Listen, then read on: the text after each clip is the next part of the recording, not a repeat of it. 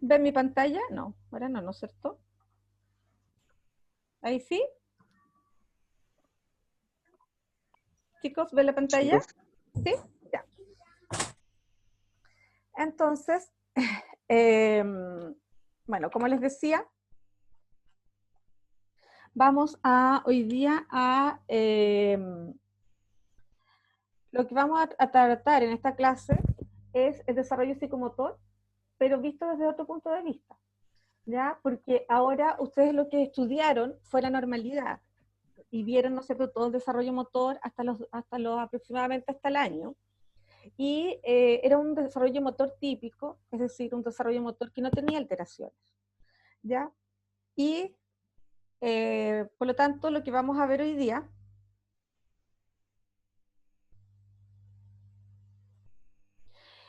vamos a hablar qué es la neuroplasticidad y su importancia en el desarrollo psicomotor, cuáles son los factores de riesgo y los factores protectores del desarrollo psicomotor, y cómo se clasifican estos factores de riesgo.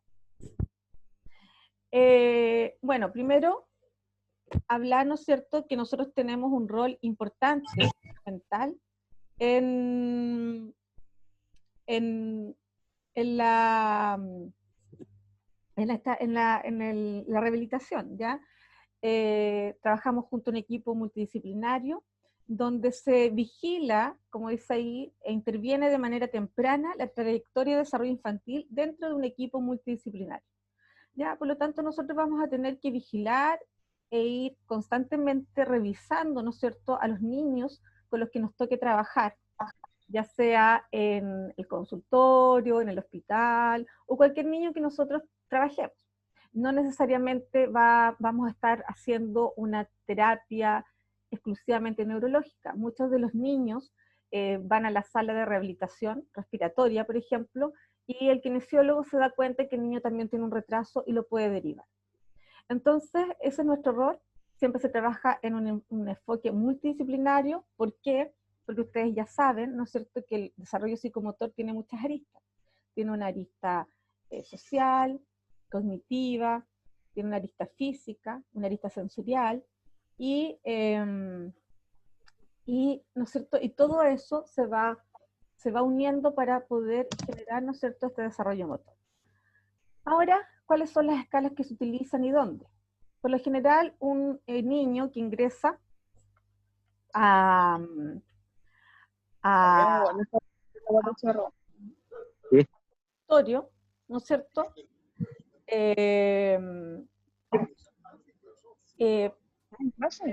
sean evaluados, ¿no es cierto?, desde antes del nacimiento. ¿Ya? ¿Por qué? Porque muchos trastornos también pueden ser desarrollados antes, en la etapa de gestación, durante el embarazo. Por lo tanto, se utiliza la escala psicosocial en el embarazo para evaluar los factores de riesgo y los factores protectores. Y voy a silenciar aquí a un compañero que me parece que está con problemas. Doctor Mancita, ¿puede silenciar el teléfono? Su nombre, por favor. Ya. Y también está el control del niño sano, que está realizado por la enfermera. Aquí igual hay una pequeña controversia porque se cree que también podría ser desarrollado por un kinesiólogo. Está la escala de Edimburgo, que es una escala para ver la depresión postparto, y está la alteración del vínculo, que se evalúa a través de la escala de Campbell, ¿ya? Esta escala de Campbell evalúa el tema del apego. El apego o la relación que tiene el cuidador o la madre en conductas de estrés con los niños, ¿ya?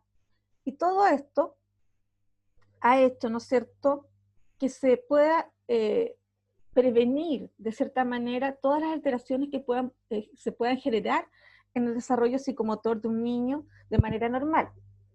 Se aceptó el concepto de rezago más que del concepto de retraso de desarrollo psicomotor, rezago con Z, ya que muchas veces los test estandarizados que se utilizan salen normales. Ya el puntaje que se le asigna al niño es normal. Sin embargo, hay algunas áreas que no están completas, pero igual da el puntaje como normal. Por lo tanto, ahí se habla de rezago del desarrollo psicomotor, es decir, que es un niño que tiene riesgo y tiene algunas áreas deficitarias. ¿Ya? Este riesgo biopsicosocial, mientras antes se logre identificar, ¿no es cierto?, es mucho más beneficioso para el niño. Acá esta fotito es muy interesante porque esto habla de un modelo holístico, ¿ya?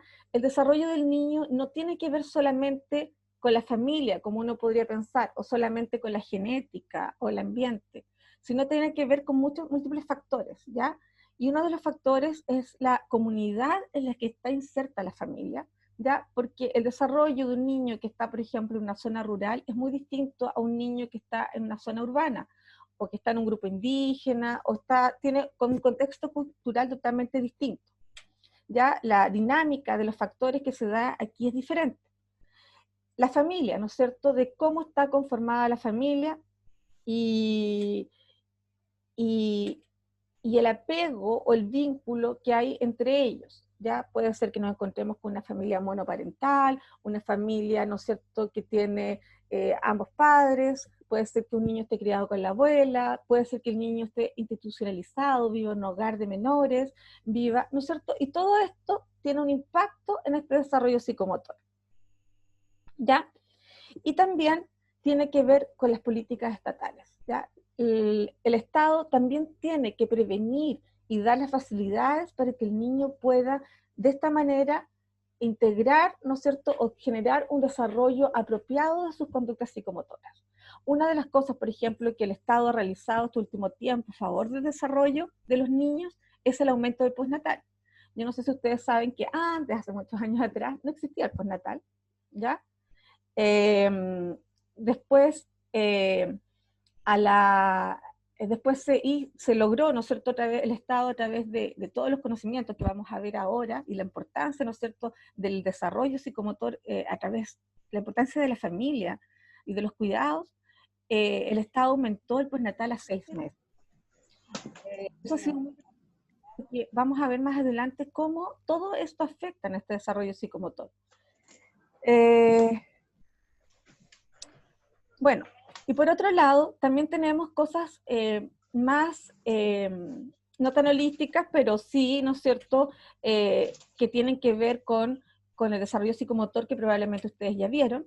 Uno de ellos es la genética, ¿no es cierto? Nosotros tenemos una carga genética importante, esa carga genética con la cual nosotros venimos predispuestos para diferentes cosas. Incluso ahora también se ha descubierto que viene hasta las conductas, las actitudes.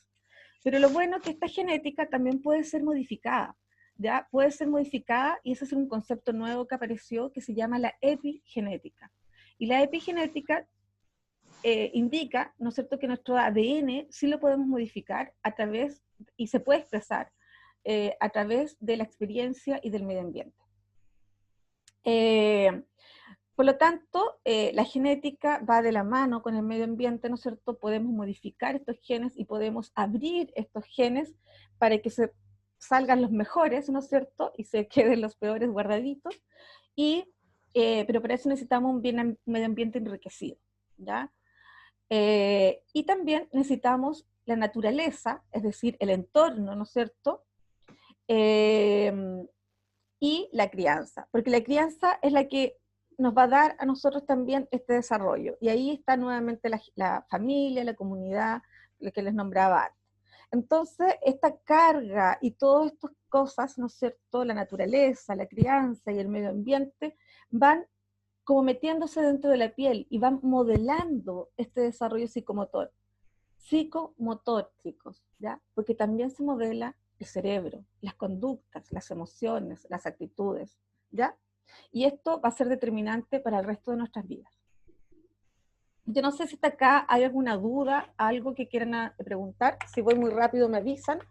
No es mucho el tiempo que tenemos, por eso trato de aprovechar lo máximo la clase. ¿Ya? ¿Alguna pregunta o continúo? Va bien, profe, se entiende. Bueno, entonces acá tenemos un monito, ¿no es cierto?, que que se los quiero mostrar porque encuentro muy interesante, ya que indica, ¿no es cierto?, cómo nuestro cerebro se modela en base a la genética, a la epigenética que se encuentra, miren, la epigenética no se alcanza a ver muy bien el monito, pero acá tenemos un círculo que es la genética, otro círculo que tiene que ver con la crianza, el ambiente, la experiencia y la nutrición. La nutrición, muy importante, chicos, la nutrición está comprobada que, por ejemplo, la vitamina D, hay diferentes, un niño con una mala nutrición infantil va a ser un niño que va a tener muchos problemas a nivel cerebral. Y esto se mezcla conformando este espacio que es la epigenética, donde nosotros podemos modelar este cerebro, ¿ya? Y este cerebro, todo esto que le entrega la genética, la epigenética, la experiencia, el ambiente, la crianza, la nutrición va a desarrollar este cerebro. ¿Y cómo nosotros vamos a observar el desarrollo de este cerebro? A través del aprendizaje, a través de la conducta y a través de la salud. Esto es la representación de lo que vemos acá. ¿Me entienden? Todo lo que nosotros logremos va a ser representado en nuestros niños y en nosotros mismos, porque ustedes pueden pensar también en ustedes, en el aprendizaje, en la conducta y en la salud. Bueno, ¿qué son las neurociencias? Las neurociencias no es nada más, y quizás ustedes lo han escuchado, ¿no es cierto?, es la ciencia que estudia la función y analiza, ¿no es cierto?, el sistema nervioso y cómo se comporta este sistema nervioso. Esa es la neurociencia. ¿Y qué implicancias tiene esta modificación de este sistema nervioso en el aprendizaje, en la conducta y en la salud, que era lo que estábamos hablando? Está comprobado que en los primeros 3 años de vida, la densidad sináptica es muy, muy grande, ¿ya? ¿Qué significa cuando hablamos de densidad sináptica? Significa que hay múltiples conexiones. Tenemos un cerebro totalmente activo, con un metabolismo muy, muy elevado, ¿ya? Hay múltiples conexiones que se generaron, ¿no es cierto?, a través de este desarrollo que les mostré anterior.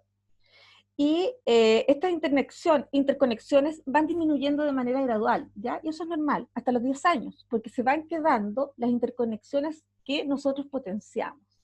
No sé si me entienden, ¿ya? Entonces tenemos un cerebro con una gran densidad sináptica, donde es mayor esta densidad sináptica en los primeros 3 años de vida, y esta densidad sináptica va disminuyendo hasta los 10 años, ¿ya? Por lo tanto, hasta los 3 años es importante estimular y también después de los 3 años, porque como va disminuyendo, lo que no se utiliza se va perdiendo.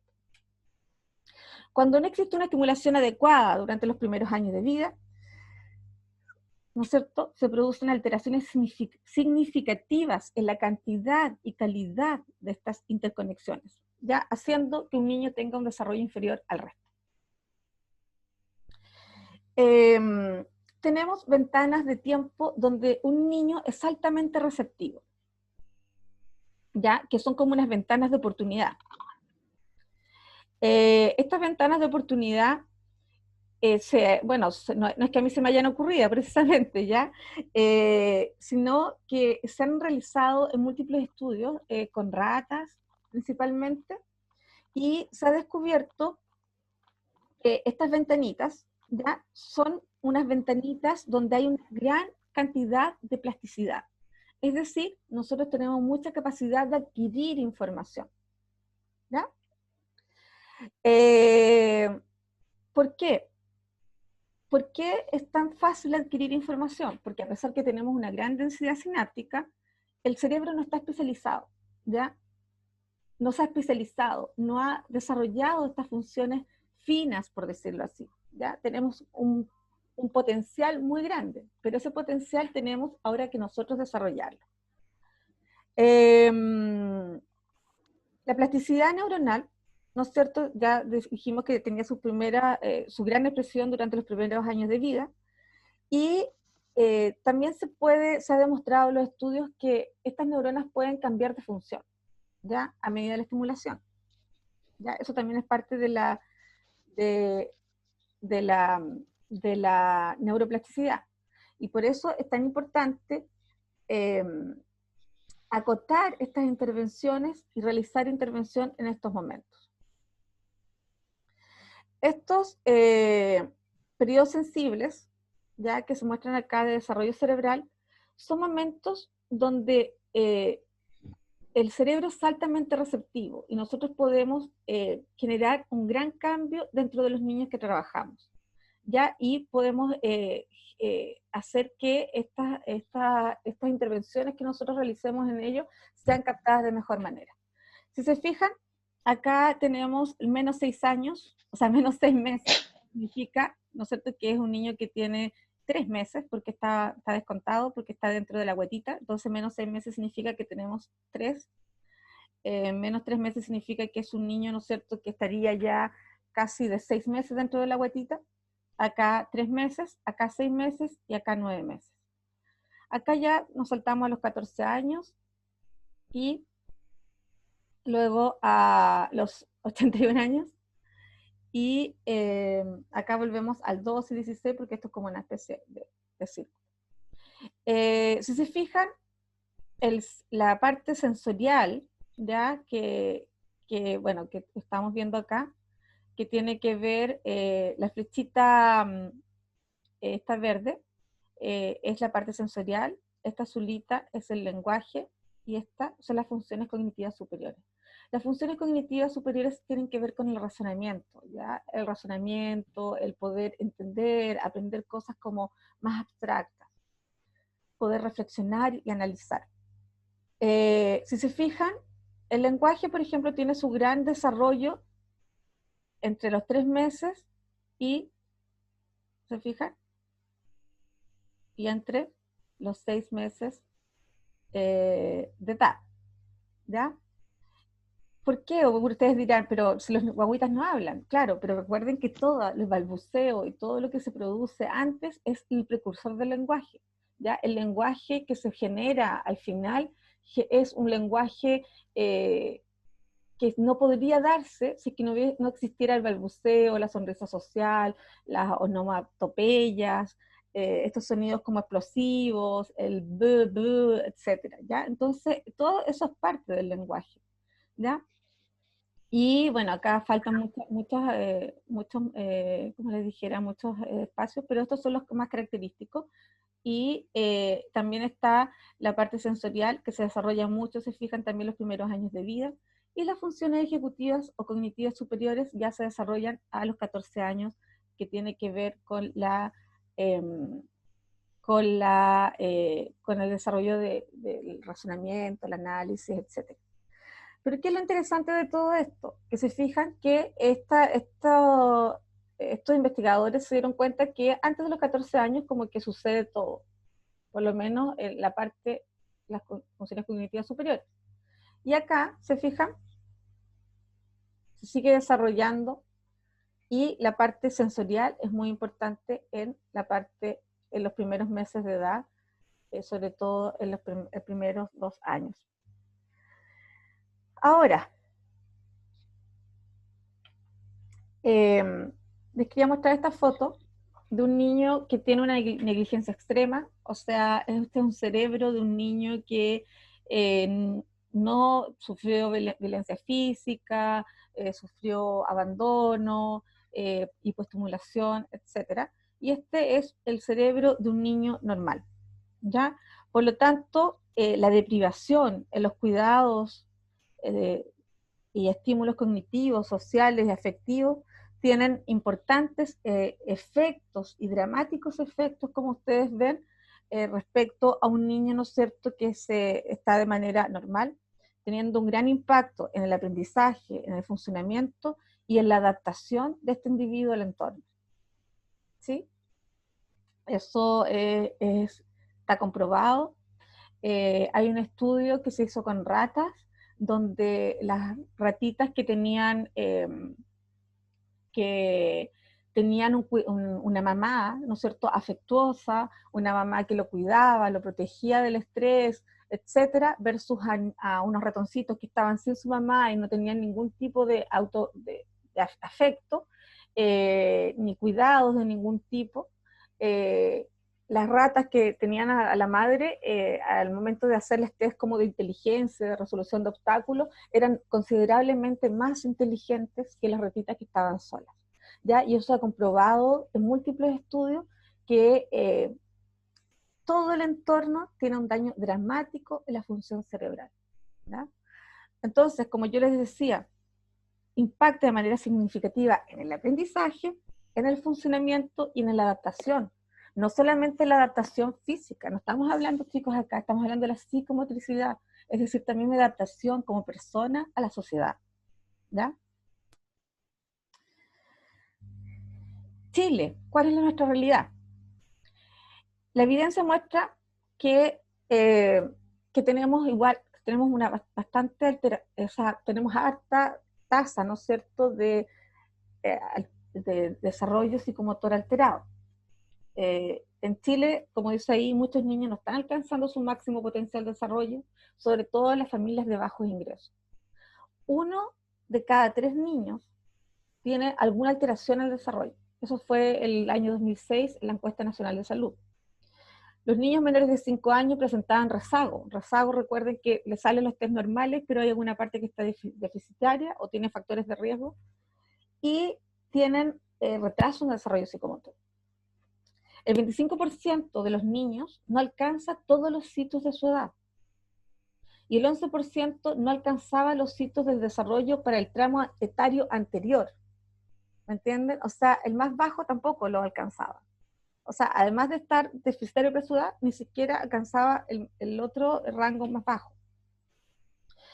Y esto es triste, ¿ya? Porque nosotros tenemos muchos niños en Chile y las políticas públicas todavía no están siendo suficientes eh, eh, para poder solventar, ¿no es cierto?, esto. Pero también por otro lado, después de lo que yo les he contado, estamos hablando de que estos niños, al no tener un desarrollo, ¿no es cierto?, en el aprendizaje total, en la adaptación como persona, también van a tener grandes, como dijera, falencias personales, de autoestima, un sinfín de alteraciones. Por lo tanto, también eh, la sociedad está, ¿no es cierto?, teniendo el impacto en la delincuencia, en los suicidios, etcétera, de lo que no se ha sanado de antes, ¿ya? Porque nosotros, si no trabajamos en los niños, la sociedad no va a cambiar, ¿ya? En ellos tenemos que hacer los grandes cambios. Cada vez son más las mamás que trabajan, cada vez también hay mucha más negligencia en los niños, imagínense los hogares del Sename, eh, lo bueno que se ha solventado un poco porque ahora también los padres están teniendo más vínculos con los hijos y están haciendo también harto rol con los, con los, ¿no es cierto?, con los niños. Ahora, ¿qué factores favorecen el desarrollo psicomotor? Uno de los factores protectores que se ha descubierto es la lactancia materna. ¿Ya? La lactancia materna, además de dar, ¿no es cierto?, un sinfín de vitaminas, de dar inmunidad, de dar proteínas, hormonas, ¿no es cierto? La melatonina, por ejemplo, se transmite a través de la lactancia materna. La melatonina es la hormona del sueño. Los niños que tienen lactancia materna exclusiva duermen mucho mejor que los niños que no. Y la lactancia materna tiene un montón de beneficios, pero no solamente beneficios en la parte física, sino que también tiene un beneficio de que está comprobado que mujeres que hacen dan lactancia materna no tienen tanta depresión postparto, y por otro lado generan un vínculo mucho mejor con los niños, y esos niños, al tener un vínculo de apego normal, también, ¿no es cierto?, esto les beneficia en su desarrollo psicomotor. El otro factor protector que tienen los niños, ¿no es cierto?, para poder desarrollarse de manera óptima, es la calidad de las relaciones del vínculo de bebé con sus cuidadores. Lo que yo les comentaba, esto de las ratitas, ¿no es cierto? No solamente tiene que ser una madre, un padre, puede ser un cuidador, una tía, ¿no es cierto?, una persona que adopta un bebé, puede ser la tía del hogar, pero es importante que estas relaciones sean estables, ¿ya? Un vínculo sano con un bebé es cuando en una situación de estrés, es decir, las situaciones de estrés que vive un niño son hambre, miedo, estar mojado, ¿no es cierto? Tener sueño en su primer inicio, pero esas situaciones de estrés, la madre, a través de este apego seguro que tiene con los niños, es capaz de calmarlo, ¿ya? Y el niño puede regular. Ustedes saben que cuando nosotros nos estresamos liberamos una hormona que se llama cortisol, ya que es la hormona del estrés. Esa hormona en niños que tienen alteraciones, ¿no es cierto?, de vínculo con sus padres, porque son hijos no deseados, bueno, un sinfín de cosas, aumenta. Y el cortisol que ha aumentado en los niños genera una gran inhibición en las sinapsis neuronales, generando daño, ¿no es cierto?, daño cerebral importante. La calidad del ambiente físico es importante, ¿no es cierto? Estar calentito, que tengan un espacio para poder realizar sus actividades. Y obviamente no, también es negligencia dejar mirando todo el día televisión a un niño. Alimentarlo mal también es negligencia. Hacer, ¿no es cierto?, que el niño haga todo lo que quiere también es negligencia. Entonces la calidad del ambiente físico es importante. Los factores de riesgo. ¿Qué son los factores de riesgo? Son riesgos que conllevan o crean vulnerabilidad y, ¿no es cierto?, posibles afecciones o desarrollos anormales en los niños. ¿Cuáles son? Tenemos factores de riesgo prenatales, perinatales, neonatales y postnatales. Los factores de riesgo prenatales están, ¿no es cierto?, dentro de, es antes, ¿no es cierto?, que se tenga el bebé y afectan al feto durante la gestación. Los perinatales son problemas durante el nacimiento. Bueno, dentro de los prenatales los vamos a ver más adelante, pero puede ser el consumo de drogas, el exceso de consumo de tabaco, una mala alimentación por parte de la madre, estrés, diabetes, etc. Perinatales es lo que ocurre durante el nacimiento, en el momento de nacer, es decir, que se haya enredado con un cordón umbilical en el momento del parto, que se haya caído, que haya tenido una asfixia, etc. Los neonatos es un niño que de las primeras 4 semanas de vida, el primer mes de un niño, ese niño se llama neonato, ¿ya? Y también ahí pueden pasar cosas terribles, y bueno, sí, obviamente. Y los postnatales desde las 4 semanas de vida en adelante.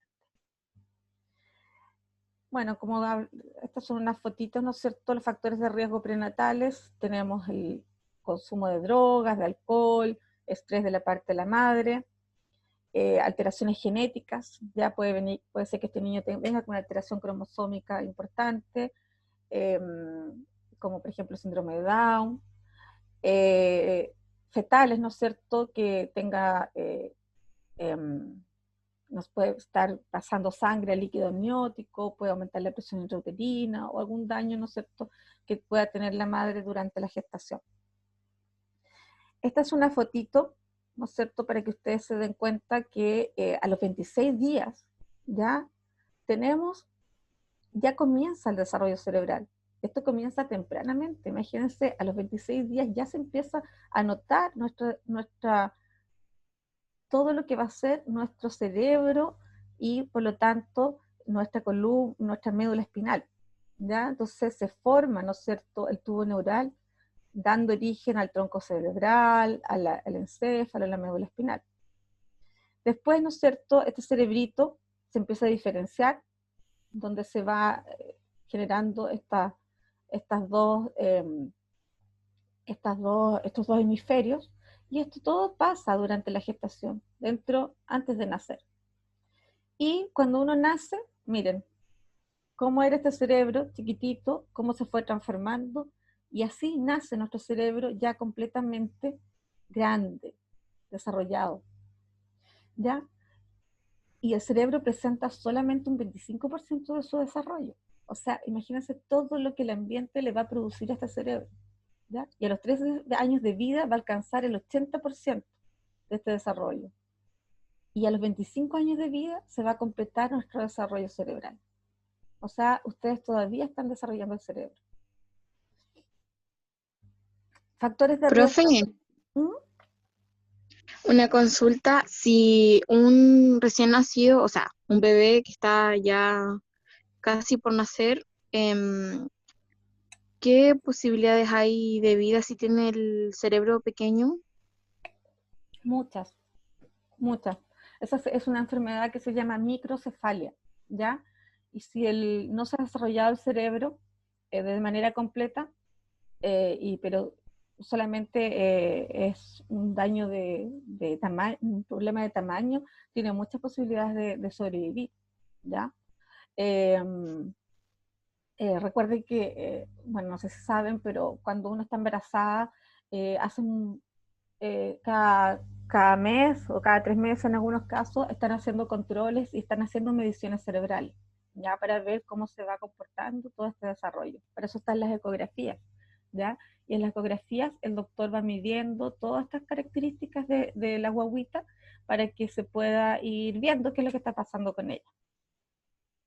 ¿Los niñitos con síndrome de Down pueden venir con microcefalia? Tenemos una super coach. Puede ser, pero es raro.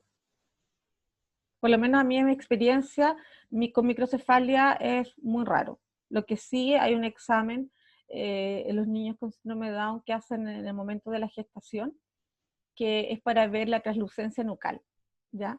La translucencia nucal, hay un parámetro no me acuerdo si es 1 centímetro, que es lo normal, y después ya de 3 milímetros de translucencia puede ser indicador de, mm, de síndrome de Down, ¿ya? Ah, ya.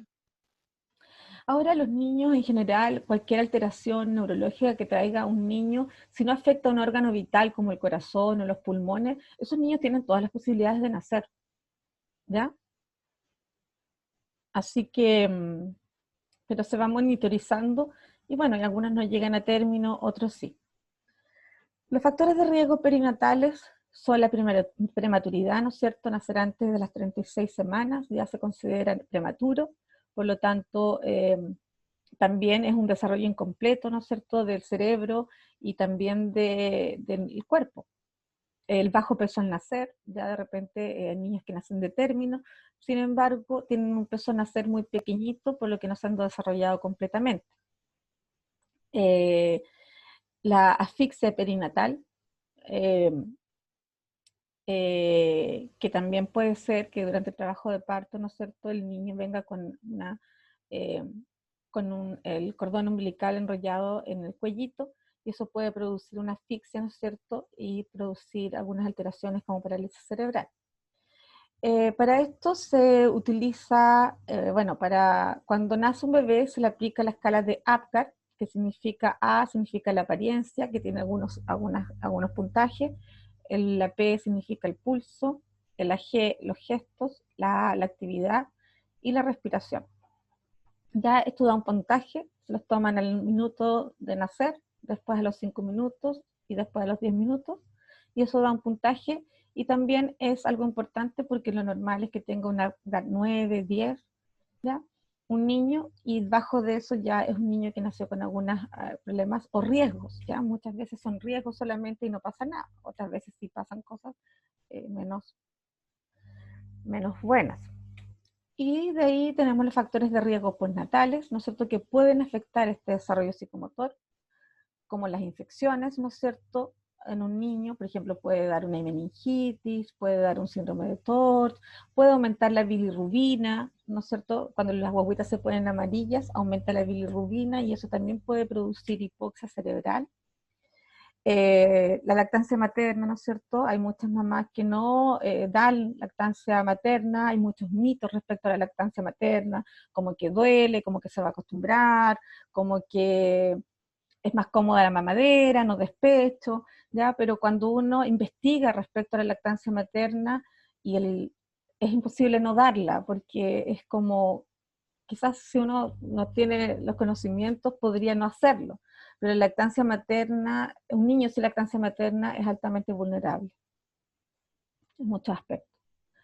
Eh, bueno, los riesgos sociofamiliares, ¿no es cierto?, que son los riesgos o factores socioeconómicos como la pobreza extrema, eh, tales como, ¿no es cierto?, no tener agua, no tener estimulación, desnutrición, etcétera.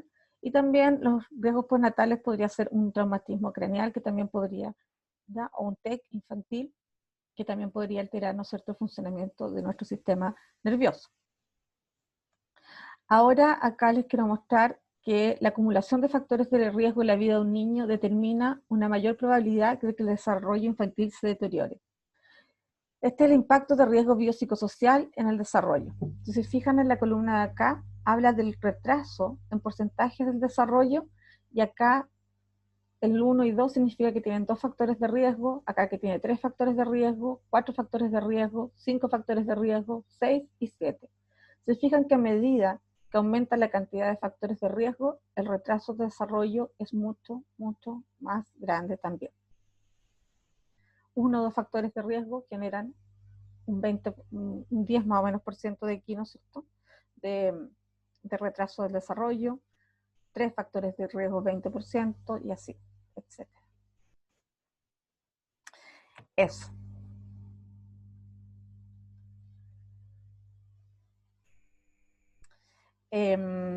¿Preguntas?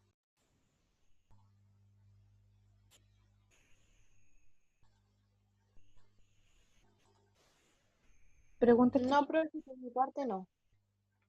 Voy a dejar de grabar para que no quede tan largo.